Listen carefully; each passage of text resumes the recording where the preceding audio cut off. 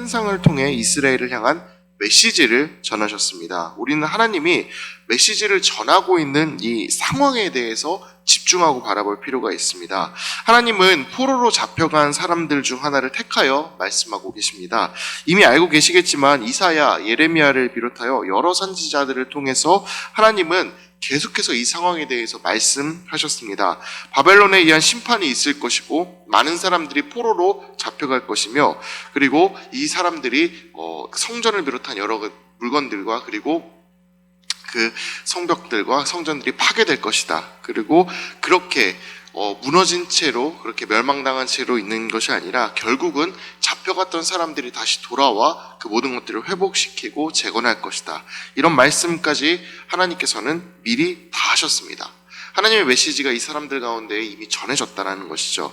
여기 있는 사람들 중에 한 번도 안 들어본 사람도 없을 것이며 못 들을 만한 상황도 아니었을 것입니다. 그럼에도 하나님은 다시 한번 에스겔을 택하여 환상을 통해 말씀하시면서 이야기하고 다시 한번 이들에게 메시지를 전달하고 계십니다. 이것은 무엇을 의미할까요? 하나님께서는 어떤 상황 속에서도 사람에게 끊임없이 말씀하고 계신다는 것입니다. 그 말씀이 사람에게 다가와 절망 중 희망이 됩니다. 어려운 상황에서 의지할 만한 버팀목이 되며, 그리고 행해야 할 방향을 알지 못할 때 그 방향을 알려주는 나침반이 되는 것입니다. 하나님의 말씀이 없어서 못 듣는 것일까요? 그렇지 않습니다. 고개를 들고 귀를 열면 하나님은 언제나 이렇게 우리의 곁에 계시며 우리에게 쉬지 않고 말씀하고 계시는 분이십니다. 문제는 사람들이 그것을 들으려고 하는가입니다. 어떤 상황에도 하나님을 의지하고 하나님께로 나아가는가, 이것입니다.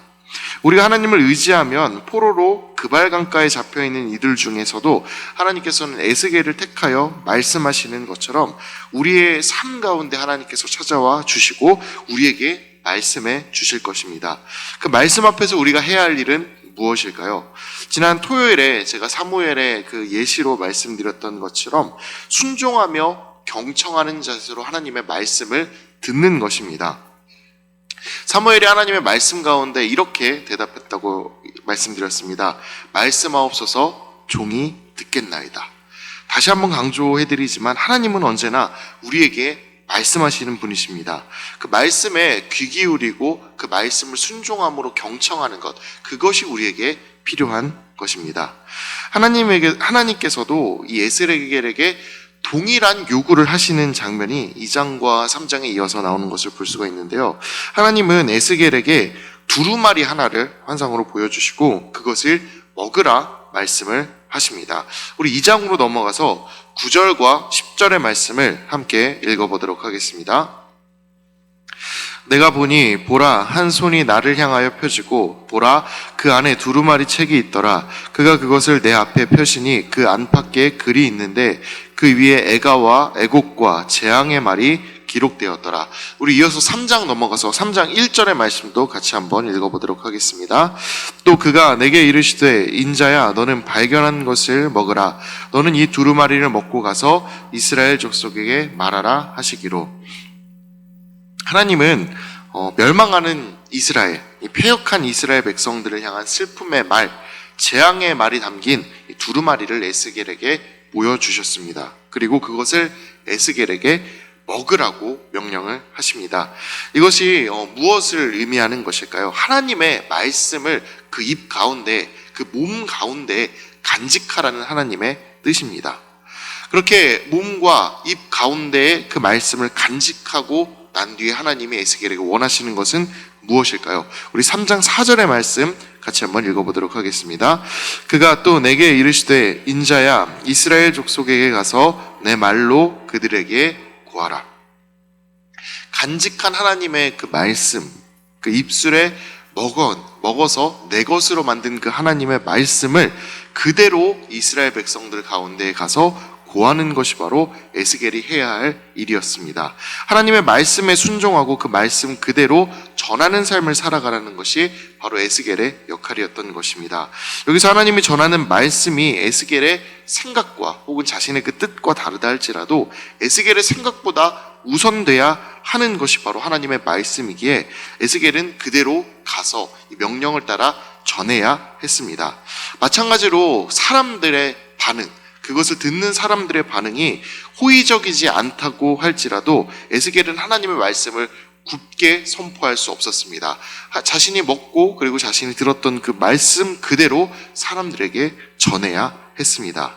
하나님의 말씀 앞에 선 사람들의 태도가 이래야 한다라고 저는 바라봅니다. 하나님의 말씀이기에 그대로 전해야 하며 하나님의 말씀이기에 그 앞에 온전히 순종함으로 나아갈 수 있어야 하겠습니다. 하나님께서는 그렇게 순종하며 하나님의 말씀을 듣고 전할 수 있는 사람을 찾고 계십니다. 그리고 그런 사람에게 말씀을 전해주십니다. 물론 이런 부담감만 지워주시는 것은 아닙니다. 하나님께서는 에스겔에게 그런 말씀을 전할 수 있는 힘 또한 주셨음을 우리는 이 3장에서 찾아볼 수가 있습니다. 우리 3절의 말씀 같이 한번 읽어보도록 하겠습니다. 내게 이르시되 인자야 내가 내게 주는 이 두루마리를 내 배에 넣으며 내 창자에 채우라 하시기에 내가 먹으니 그것이 내 입에서 달기가 꿀 같더라.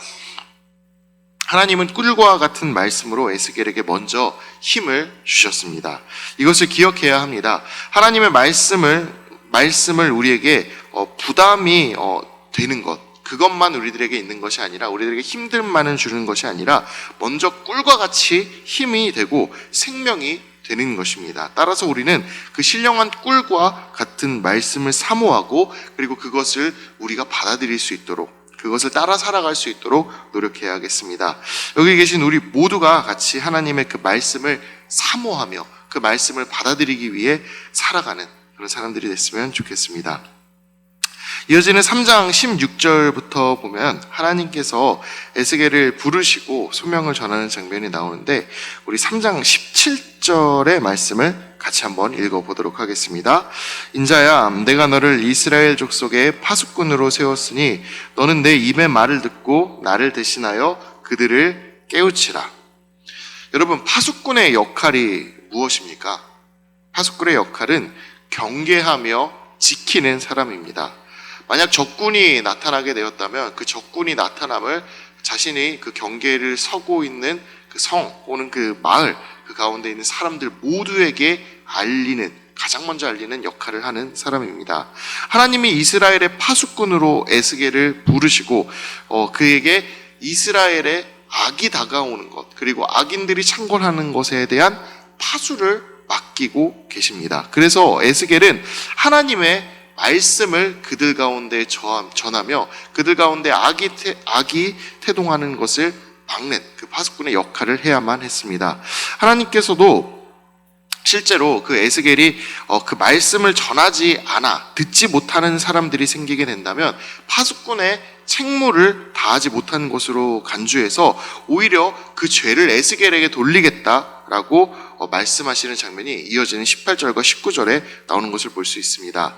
하나님이 이렇게 에스겔에게 그 파수꾼의 그 중책을 맡기시며 또한 무섭게 말씀하시는 이유는 그만큼 하나님의 말씀을 짊어진 예언자의 사명이 중요한 것이기 때문입니다. 예언자가 어떻게 자신의 사명을 감당하느냐에 따라서 수많은 백성들을 살릴 수도 또한 그들을 죽음에 이르게 할 수도 있습니다. 이것이 파수꾼의 자의적인 생각으로 결정될 수 있는 것일까요? 그렇지 않습니다. 이것은 온전히 하나님께서 하시는 일이고 하나님은 그것에 충성으로 임할 사람을 찾으십니다. 오늘날도 하나님께서는 이 시대에 하나님의 생명의 말씀을 전할 사람을 찾고 계십니다. 어릴 때부터 들어왔던 그 이야기가 시대가 악하다 하는 이야기였습니다. 그런 이야기들을 참 많이 듣고 살고 있는데 진짜로 제가 지금을 바라봤을 때 이 시대를 바라봤을 때 지금까지 과연 이 정도로 악한 시대가 있었는가라는 생각이 들 정도로 굉장히 악한 시대를 살아가고 있는 게 요즘의 상황입니다. 길을 지나가던 그 멀쩡한 여인을 그렇게 공원을 지나가고 있던 그 여인을 도구를 사용해서 폭행을 하고 또 강간을 하고 사람을 죽게 만드는 일이 이 대낮에 벌어지는 것. 이 마치 그 구약 시대 이 창세기에서나 일어났던 그 소돔과 고모라에서나 일어날 것 같은 그런 일들이 백주대낮에 일어나고 있는 것이 바로 지금 현 시대의 모습입니다. 이런 시대에 과연 필요한 것이 무엇일까요? 죄악에 대한 하나님의 엄중한 경고의 말씀이 전해지는 것입니다. 하나님의 정의에 대한 선포입니다. 사람들이 그것을 듣든 듣지 않든 상황의 마음을 빼앗기지 않고 하나님의 말씀만을 이 세상 가운데 전할, 그리고 하나님의 정의를 이 땅 가운데 전할 충성된 파수꾼을 하나님께서는 지금 찾고 계시는 것입니다. 이 부르심에 대해서 우리는 에스겔과 같이 나갈 수 있기를 소망합니다. 준비가 돼야 나갈 수 있는 것이 아닙니다. 우리가 준비가 돼야 나갈 수 있는 것이 아니라 하나님의 부르심이 우리 가운데 임하게 된다면 우리는 그 부르심에 합당한 자리로 나아갈 수 있어야 하겠습니다. 따라서 하나님의 그 부르심이 우리 가운데 임한다면, 하나님의 말씀이 우리 가운데 들린다면 하나님의 파수꾼으로서 에스겔과 같이 하나님의 말씀을 전하고, 그리고 이 세상에 다가오는 그 죄악을 경고하기 위한 파수꾼으로서의 삶을 살아갈 수 있는 그런 삶을 살아가는 우리들이 될 수 있기를 진심으로 바랍니다. 이제 에스겔서 1장에서 4장까지의 말씀을 경청하도록 하겠습니다. 주의 말씀은 내 발의 등이요 내 길의 빛이십니다.